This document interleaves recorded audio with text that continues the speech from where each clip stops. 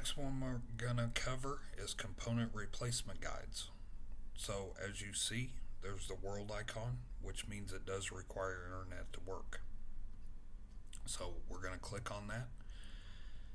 Here's all the different parts that we have information on.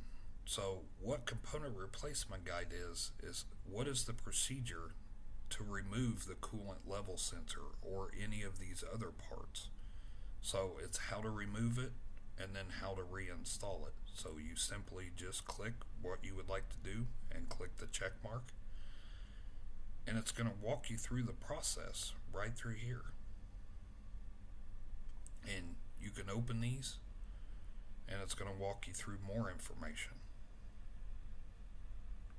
Once you're finished, you click the back arrow, and then to get back to the main, you go back to diagnostic menu.